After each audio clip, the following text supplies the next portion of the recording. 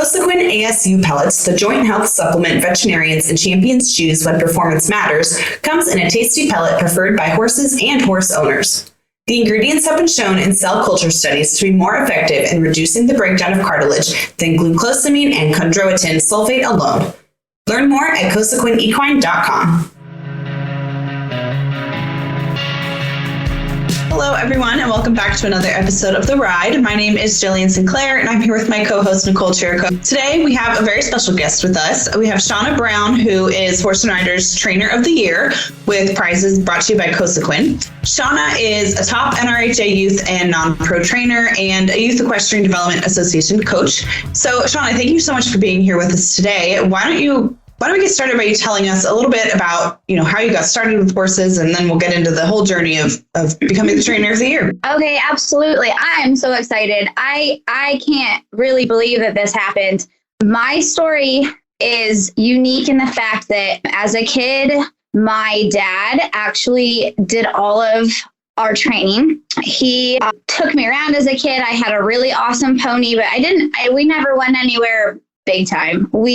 He started showing reining horses in the early 90s and taught me everything I know. So I didn't ever work out of a big barn. I didn't know what a training barn was like. I never took lessons anywhere. It was just he and I. And so basically I started riding when I was little. You couldn't really keep me out of the barn. Same story as any other kid that falls in love with horses early in life. I was obsessed. So I started showing in the walk trot classes when I was really little, and my dad showed reining horses. So I did fall in love with that. And I actually didn't start reining until I was 13.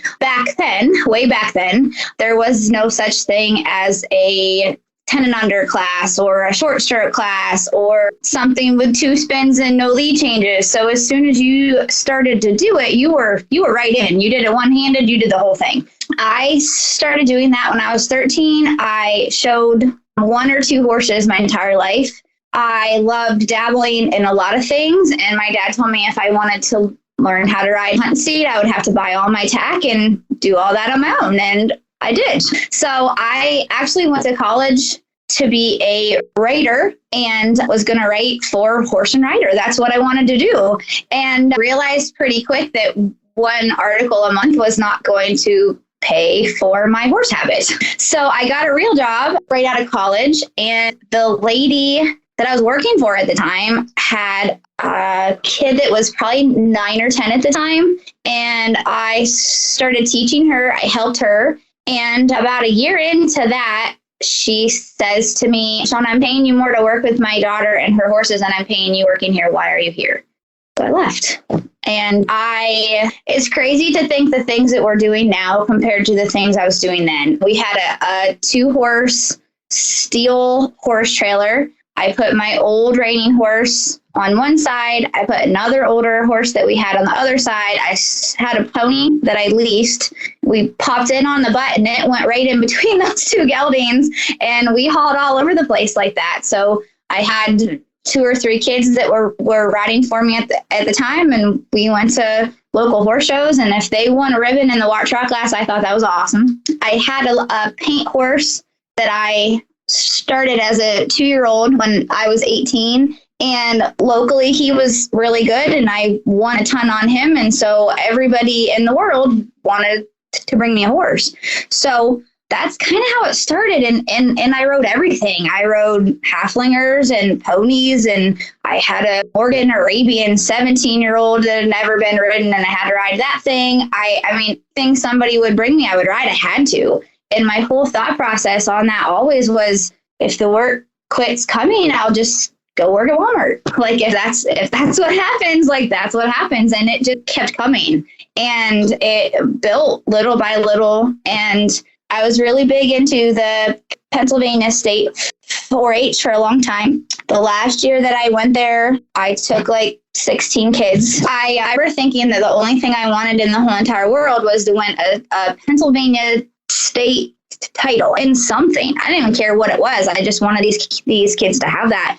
And last year I had, which this is not a big deal, but last year I had 4 kids that went and they won state titles without me even there. So it's just kind of the progression.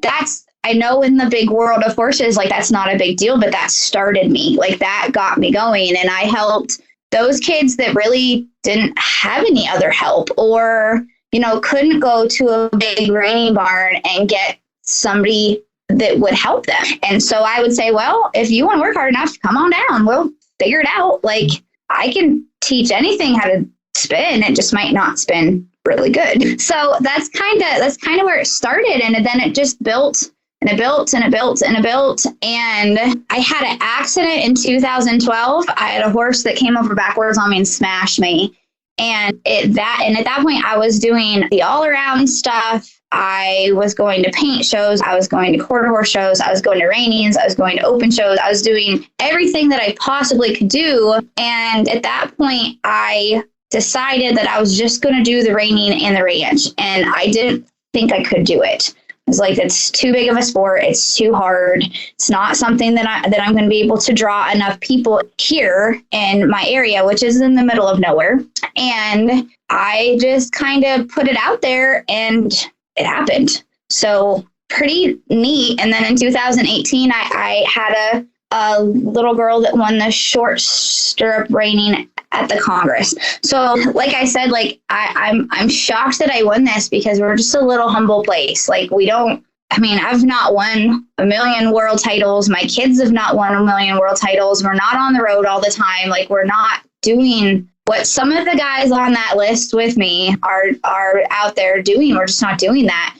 But I do have over 100 people that ride here with me that I affect in a really big way and help them to be able to do something that they love with, and like, I guess help them to believe that they're able to do it. Like, even if they don't have a $60,000 horse or a $70,000 horse, or even right now, an $80,000 horse, like if they have a backyard pony and they want to figure it out, I will help them do that. So I think that's what's different about my program, and also why I was so shocked that I won. So that's kind of where my background took me. I really started at the bottom and never had any intentions of being here. Like, if you'd asked me when I was 18 years old if I would be doing this, or would be talking to you guys, no way. So this is really, really cool. Well, I think the thing that makes Trainer of the Year, you don't have to be the $7 million reining rider. You don't have to be the one that's getting the $500,000 horses and, traveling to all the biggest horse shows in the world. Being Trainer of the Year means that you are making an impact on a lot of people's lives, and you're bettering the sport and being a really great representative of the sport of Western riding. So we're so honored that you were submitted by some of your customers, and we got to learn more about you, because you are the definition of, what we as Horse and Rider look for in representatives of the sport. You're doing so much to give back to the community, and that is so much more important than winning, X, Y, or Z big horse show. So I think that's true, but that's hard to convince people sometimes. I think too, like in the horse training industry in general, and this is a little bit off topic, but something that I think is really, really, really important is, we post on Facebook all these things that we're doing that are awesome. Like, even me winning this, like, this is awesome. I could not wait to put that out there. But like, we don't talk about, in the past 20 years of horse training, how many times I wish I wasn't doing this, and how hard it is, and how bad you want to quit, and what a hard job it is. Like, I don't think we talk about that as much as we should, because I think it is really, really hard, and keeping going and trying to keep up with what everybody else is doing all the time is really hard. That's something really important to anyone out there that's listening that is starting in this. Like, I think it's really important to, like, be okay with starting at the bottom. Like, get yourself 2 or 3 trot kids and teach them about horses. Take them to the open shows, support those shows. And then, like, just realize that it's going to be a really, really hard, long road to get to where you want to go, depending on where that is. I'm not really putting this out there like I want to, but like, it's just really hard. Like day after day, year after year, trying to keep up and then have a life at the same time. So I tell young trainers all the time, or girls or boys that come here that they're like, oh, we want to train. I'm like, hey, you have to be willing to give up everything. I don't have any children of my own. I mean, the last time I went to a wedding, I don't know when that was. There are no graduation parties. I don't get to go to birthday parties. Like I get to be working when everybody else is off. So it's been a lot of blood, sweat, and tears in order to get to a point where somebody recognized what I was doing. And that's awesome. Like, yeah, that's awesome. I think that's such a great thing about this, the Trainer of the Year program is because people don't really realize how hard horse trainers work, especially the ones that, don't have a barn full of $100,000, $500,000 horses. You guys are busting your butts every day. And I mean, every horse trainer is, but it's just, I'm glad that we were able to find trainers that we haven't worked with before and, and have submissions from people and find the ones that really deserve this kind of recognition because it was obvious by your video and the other submissions that we got, how much you guys are loved and you really do, affect your clients' lives and it's a big part of their lives. So I know that that's something that you do a lot of is starting people. So, helping people get their start, training horses, showing all of it. So can you tell us a little bit about your Yetta program and just, what are some things that you're doing a lot when you're helping these kids and adults find their way into the horse show world?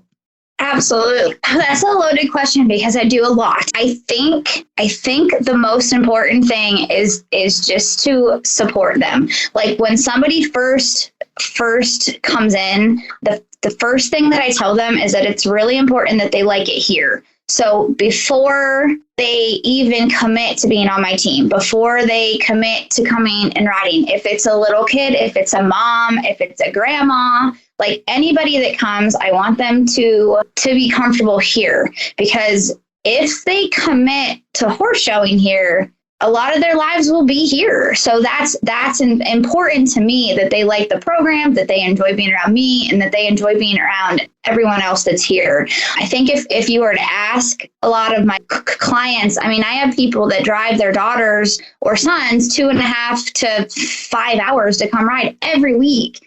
And truthfully, that's not because I'm the best coach or the best horse trainer. It's because their people are here. So they have a network of other women, other riders, other people that love the same sport that they do. And I think that that's important. So when I'm starting young riders, something that's also very important in my program is I have a conversation with their parents that this lifestyle, if their kid loves it, it's hard, it's expensive, it is risky. There's a lot that goes involved in that, and that if the kid themselves does not love doing it more than anything else, then they should find them another hobby. I don't deal with this a lot anymore, but I've dealt with in the past parents that want it more than what their children want it. And that's hard. And it's hard to coach somebody like that. So if they love it, they work hard. Like I have little kids here that bust their butts and they work super hard and I push them because I know that I can, and I know that it's in there. So where a lot of people watch me teach even go and go, wow, you're really hard on them, or they're just so tiny, or how do they even know what you mean? Well, they know. And I think that is what I can owe some of my success as a youth coach to, is that I believe in them. Like, I think they can do it. And a lot of youth coaches, a lot of beginner riding programs won't even start them until they're 8. I mean, my goodness, I have kids that are 8 years old that can ride a horse better than I can sometimes. They're wonderful. So I think that's important. I think finding a coach that pushes the limit but doesn't go over them. I think that's very, very important. When you're looking for a coach for your kid, when you're looking for a horse trainer for your kid, if you're going weekly and you're in a lesson full of 8 to 10 other children, and for the for the entire first year that you're there, you're walking around or you're getting a pony ride. They're not giving you enough. So I get a lot of people that come here that are like, oh, I've ridden for a year or two. And so then I ask them what experience they are. And they're like, well, she just had pony rides for a year, or they just walked or whatever. Well, I don't think that coach is giving your child enough. Now, on the other hand, safety is so important. So knock on wood, big time knock on wood. In the 20 years I've been doing this, I have not had any child or adult get hurt ever, which is awesome. But I am super careful. I am a naughty when it comes to leading or being safe or riding alone or all of that stuff. Like, I think that you need to find somebody, when you are looking for a coach, you need to find somebody that you trust with your child enough to push them hard enough, but also to take care of them. I'm not really saying this like I want to, but I think that that's really, really important. And I tell my kids all the time, like, you just have to trust me. Like, I know what you are capable of. I know. So as your coach, if I ask you to drop your stirrups and your horn and lope around on the right lead, if you think you can't do it and I know you can, then we will. And the point of that is, as a kid, my dad, my coach, pressured me into doing things that I didn't think I could do, but he knew I could. And that's what a coach is. And so even when I ride with him today, like, if I'm into a problem spot and he tells me I can do it, I rely on him to help me get through that spot. And that's what a coach should be. Somebody that gives you strength when you don't really have any. So I think that's important. I think having a coach that cares more about kids' overall well-being than their riding is really important too. And I think that is what makes me a little bit different than the regular horse trainer. I make sure that these kids are okay in school. I make sure that they're doing well in school. I make sure that, teenage girls, I deal with teenage girls all day long. And if their boyfriend breaks up with them, they're not going to ride well. So I need to know these things for them. I need to know how they're feeling. I need to know what's going on at home. I go to bed at night worried about them. And I think you need to find somebody in your kid's life that develops that relationship with them. They're not just somebody that comes in, rides in a group of 10 people, pays you, and then leaves every week. I would suggest you get somebody that really cares about what your kid is doing more than what they're doing on the back of that horse even. I mean, that riding stuff, I want my students to 10 years from now, 15 years from now, I want them, even if they're not riding anymore, I want them to take the stuff that they learned here and use it in life. That's what I'm doing. So. Absolutely. So obviously community, I mean, just from the sounds of it, community seems to be a really big part of your barn program, your philosophy. And I think that's super important. And a lot of people in those big horse show barns maybe don't get that same kind of community feeling as a program like you're running. My barn also has a very similar philosophy to you, where they work with kids of all ages and horses. I mean, it's part horse rescue, so we literally get horses of every walk of life. But the girls who own it, one of them's a Congress champion, so she has all the knowledge to give these children. But in the process, they've created this great community where I literally go into the barn and teenagers who are graining horses and helping the little kids saddle up, and they're all hanging out together when they're not working in the barn. And I think that's huge. And it sounds like you've done a really great job creating that same kind of community. And maybe that was intentional. Maybe that just organically happened, but it seems to be a really big part of your barn. That brings me to a really story. When I started doing this, like I said, we did little open shows. If I had 3 or 4 kids at the same show at the same time, I thought that was awesome. And then, so, we started to build a little bit, and I started to go to these AQHA shows, just small ones. And I had friends of mine that were riding at other barns, and they would say to me, well, when we come in, like our shavings are in our stalls, the water buckets are hung, the tack room's perfect, and we just love that. And then our horses are lunged and we don't have to do anything, we just get to hang out. So for a minute, like, I thought that was the way I wanted to run my horse showing experience, and give that to people, because that's what people were doing. Like, I was like, okay, well, if that's what a barn should do. And I did that for about a year and a half. And then I was like, wait a minute, like, this is not what I'm trying to teach these kids. Like, when you have a horse, like, there's a big responsibility with that. And we're not just teaching them how to ride. Like, I'm teaching these kids to be responsible. So, when they come in, we help each other. We unload that entire trailer, the tack room. I mean, there could be 18 of us at a show. We're unloading hay and shavings and and in half an hour everything's done because we helped each other. So I charge a day fee at shows just like everybody else does, but unless you're an adult, you take care of your own horse. Like, you make sure they have water, you make sure that their stall is clean, you wrap them, you unwrap them. I mean, I have people that help me do all that too, but I just think that is just such an important part of learning horsemanship. But not only learning horsemanship, but this is a privilege, like having horses and being able to show and do all this stuff. Like, it's what these kids are doing is more than what I was even doing at that age. And they're so lucky. And the neat thing about my kids is they know it. Like, they treat this like it's something special, not something that just is like, oh, well, I'm at the horse show this weekend. The other different thing about my program is I ride these horses, but the kids keep their horses up 90% of the time. I had a young lady that showed last weekend. She marked a 73, and I haven't been on her horse in 6 months. I mean, she's 13. Like, she did that on her own. So that's a really neat part of my program too. And I think, like, when you say, do I try to make this great dynamic in my barn, or did it just organically happen? Well, I think like attracts like.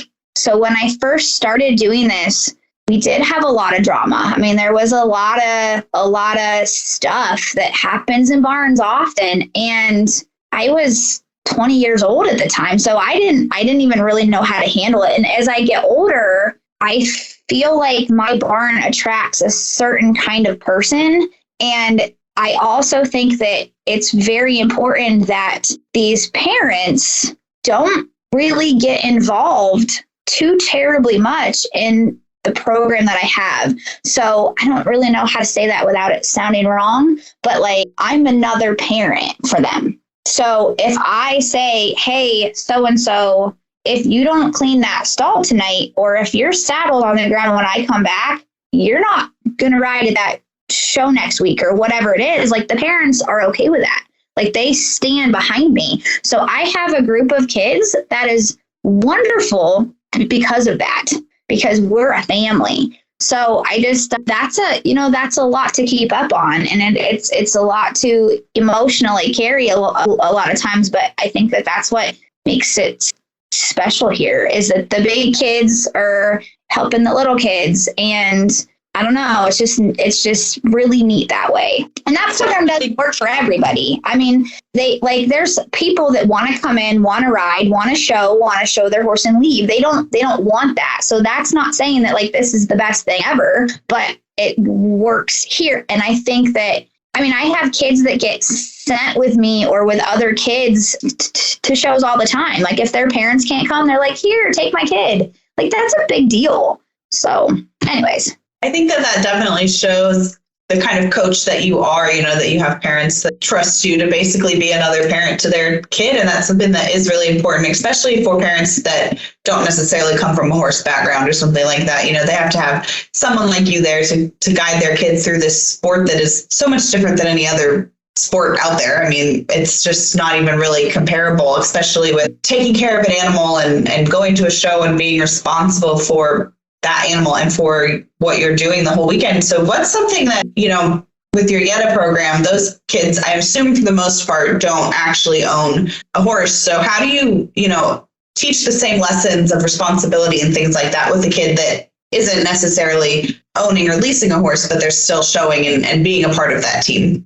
Well, let's talk about that program. Let's just start at the beginning and then I'll wrap my way around to that. I love that organization. I got involved with Yetta 6 years ago, I think, basically because I consider myself to be a much better coach than I am a trainer. So it's like, okay, this is awesome because I don't have to train anything. I can show up and I can just coach. It's just such a great program. The horses are great. The scholarship programs are great. The people are fantastic. So when I started my team, I was teamed up with a horsemanship person in our area. We've since split teams, but her team is wonderful too. And we had no idea. We didn't know what the catch.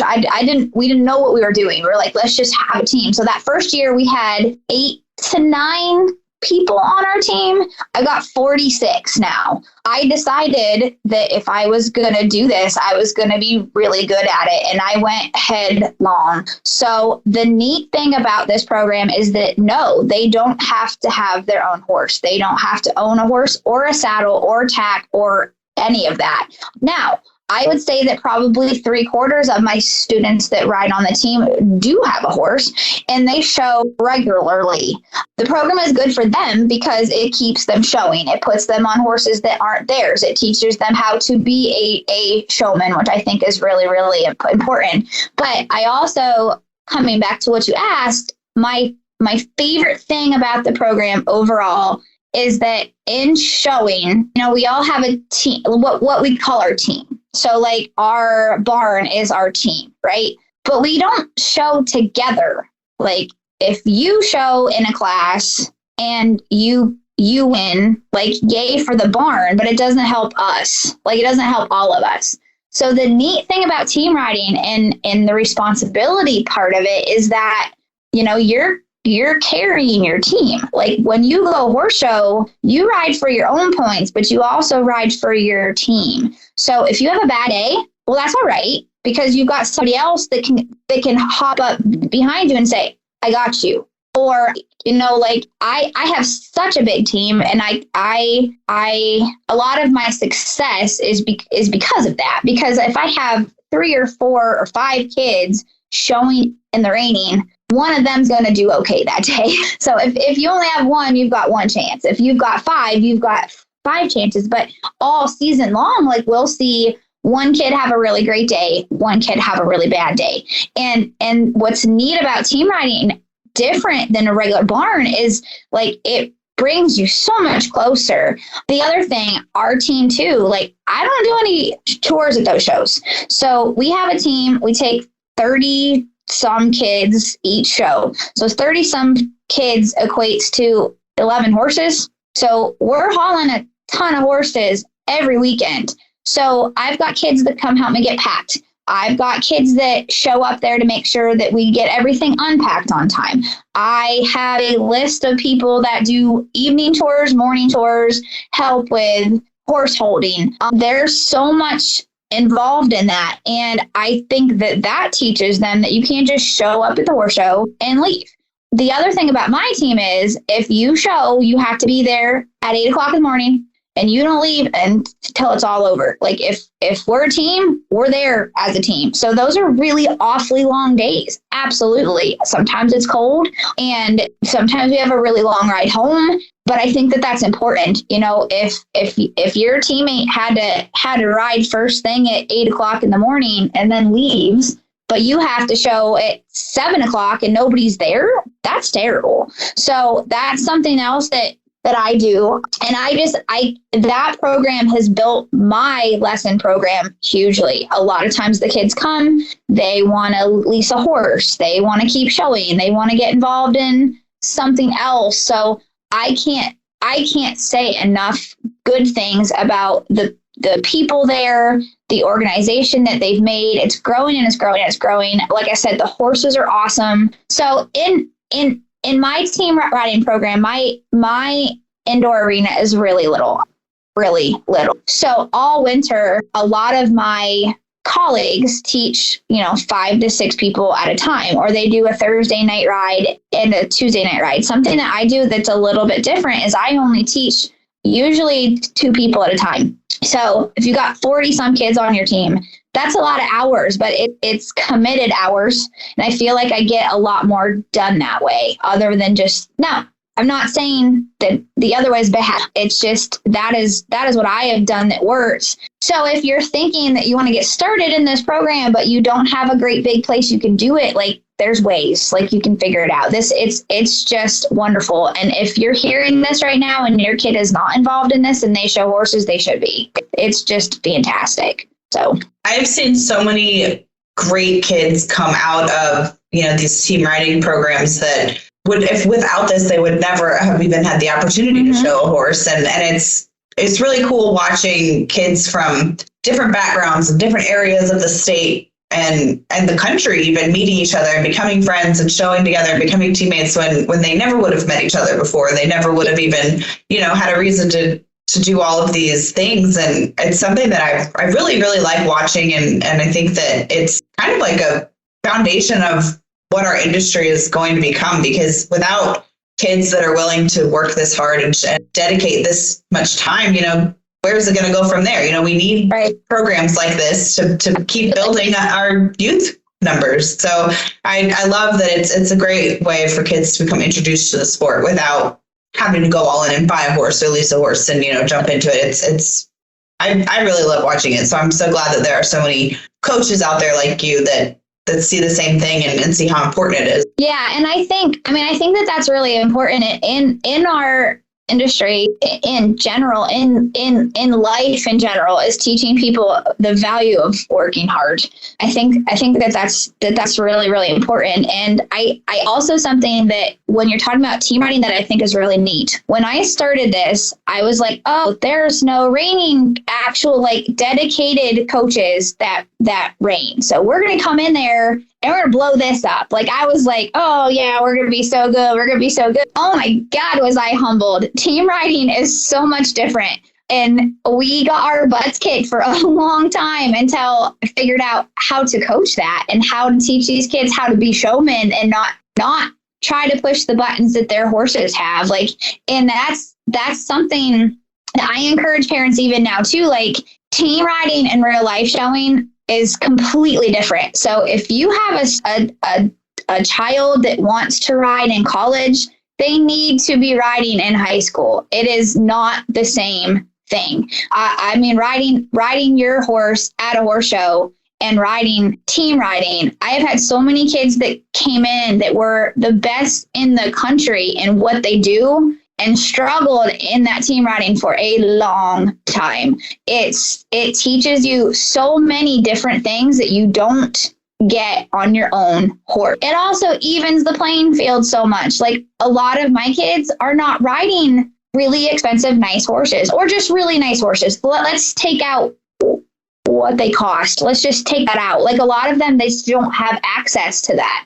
Or to keep their horses here all the time. They can't do that. So it is so neat to watch the kid who maybe could never afford to show at the Congress go in and get to compete against kids that are doing this and beat them. That's neat because it evens everything out. It's also really neat to watch the kid that is successful in real life showing keep pushing through this team riding atmosphere and figure it out. That's really neat too. And there's so much that goes into team riding that people I had no idea. I look back at that and I just shake my head. I'm like, oh, you just had no idea. But I thought we were going to go in there and just wreck them. And that's not what happened. And I remember complaining that that horse was terrible and nobody could ride that horse. And then somebody else's kid hopped on it and rode it and was awesome on it. And I was like, oh, well, okay. We just have to work harder. That's definitely something that is so hard I feel like for outsiders to understand about the team riding program is how hard the catch riding aspect makes it. You know, you can look at it and say, oh, that's so easy. I'm just going to go do this horsemanship pattern or do this riding pattern, like whatever. That's what I do at my shows all day long. And then they actually get out there and they're on a horse that isn't theirs and that they're not used to. And I've seen some kids that have great careers in their, you know, at breed shows with their own horses, and they've tried to do team riding and they just can't. Mentally, they are not, you know, prepared for the catch riding part of it. That's how do you teach that to someone that, you know, is either just new to riding in general or new to catch riding? What are some things that you focus on when teaching one to prepare for a catch ride? Oh, that's a really good question. I actually find that the kids that have less horse show experience do really well. Or like the kids that show local and are riding horses that don't have a lot of buttons on them, or barrel racers especially. I have had such success teaching horsemanship to those kids because they're not scared. We teach all the time, you have to feel. Like you have to feel. Like feel. And we teach that in real life riding, but you know your horse. Like that's what the difference is. Like you know what your horse is going to do. You know how it's going to react. When you put your leg on like this, it's going to happen like this. What the difference is between your horse in the warm-up pen and your horse in the show pen. Like when you're showing your own animal, you know that. So I teach feel all the time. I also, something that we run into a lot is that a lot of the younger riders, if the horse handler, so the person holding your horse, tells you, hey, this horse is really lazy or spur stops or whatever. So whatever they say, I find that my kids that are just learning, they do exactly what the person said. They don't adapt to the horse that they're on. And I think that being able to adapt is the biggest and hardest thing. And also being able to take whatever preconceived notion that you have of this horse, put that to the back of your head and remember it, but then ride what you have. What that horse feels like when it's happening. I think that is the absolute hardest thing. To my older riders, I had a girl that showed with me for years and she was super talented. She started team riding and only showed 1 year, her last year of high school. And she started out really good. And then she had some horses that were really hard and she started doing things that just weren't her. And I was like, what's happening? And she said, well, I think what happens, and for any team rider out there that's hearing this, like, I loved this. Like she said, I think what happens is you tell me all these things. The other coach of who owns the horse tells me all these things.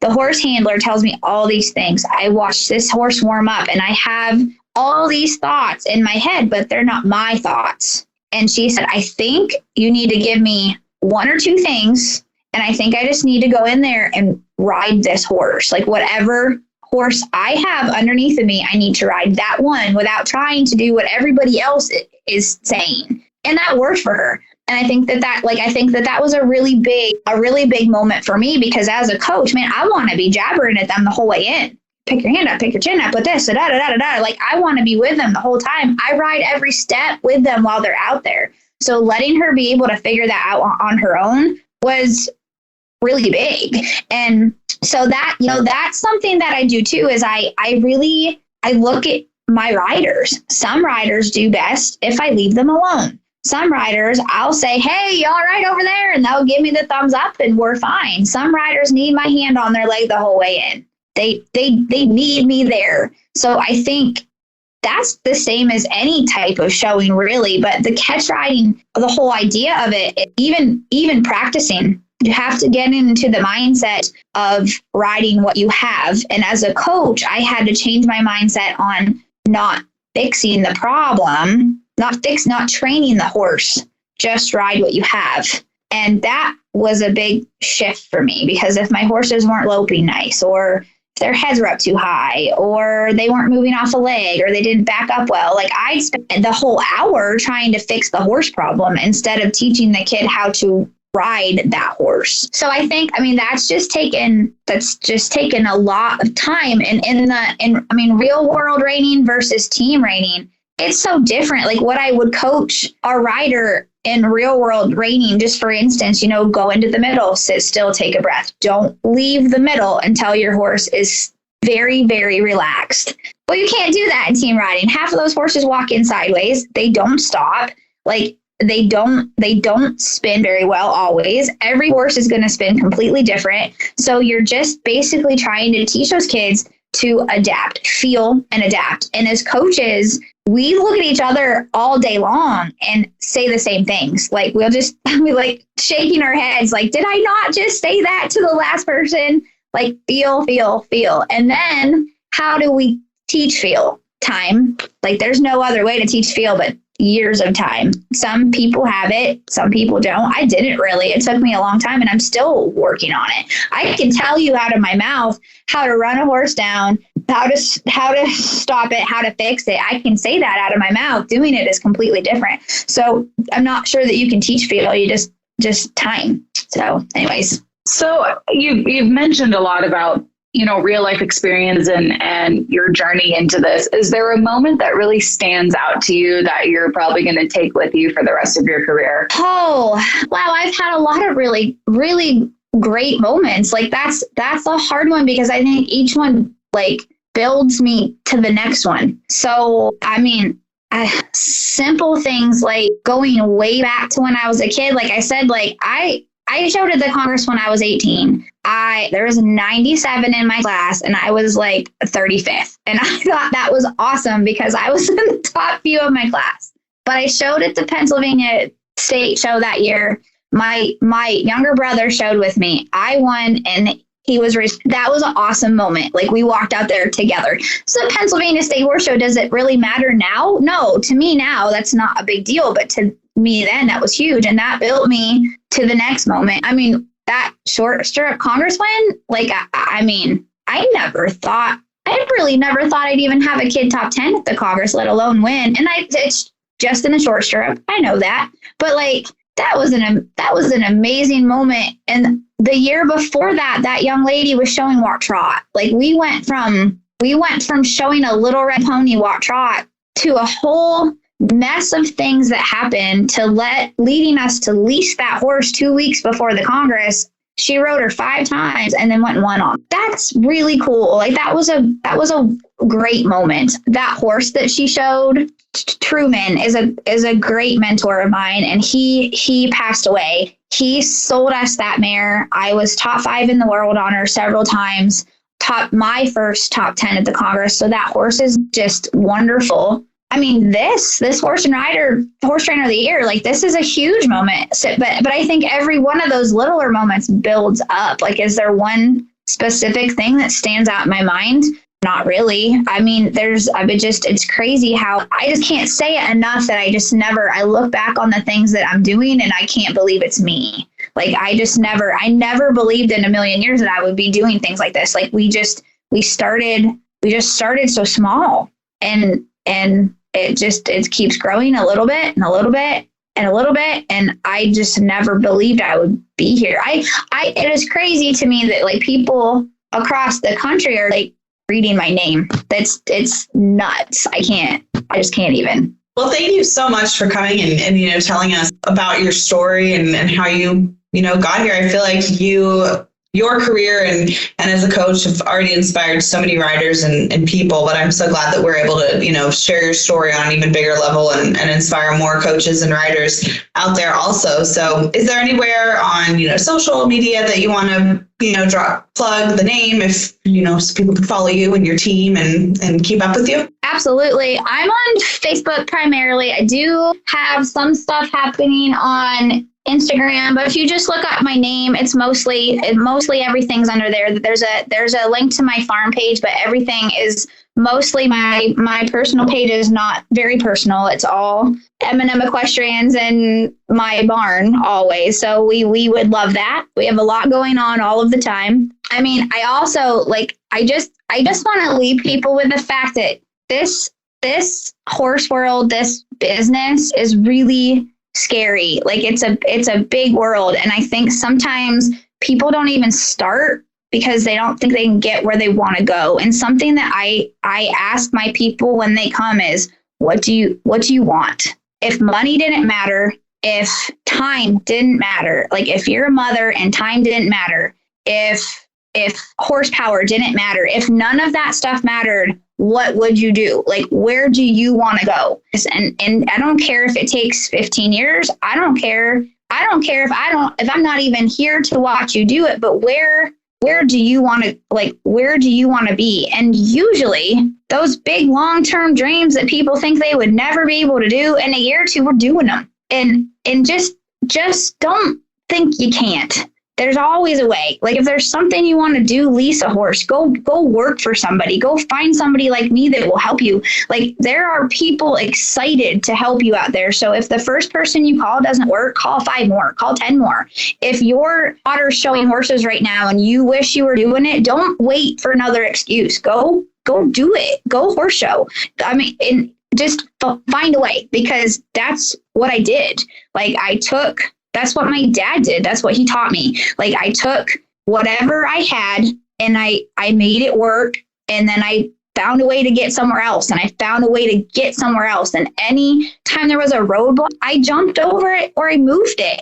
Like, and I know it's not going to happen every day or going to happen overnight. I mean, I just recently got a horse back in my program that I'm winning on, but I went 4 years without winning a thing. Like, I just think it's important. Like, you're going to have down times. You're going to not win for a while. You're going to, like, there's going to be all these things that happen. Just keep going and believe that you can. If you want something, figure it out. And that's what I want to give to everybody out there. That's what I want to give my people. And that's what I want to give to anybody that hears this. If you're struggling or you feel like you can't do it, I promise you can, because I did.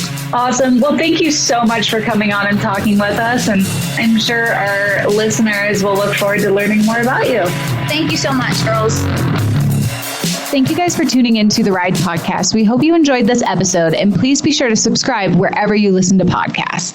Follow Horse and Rider magazine on social media and find us at horseandrider.com. If you guys have any questions or comments, please be sure to hit us up at horseandrider@equinenetwork.com. We want to hear from you guys. And if you like what you're listening to, be sure to leave us a review on iTunes.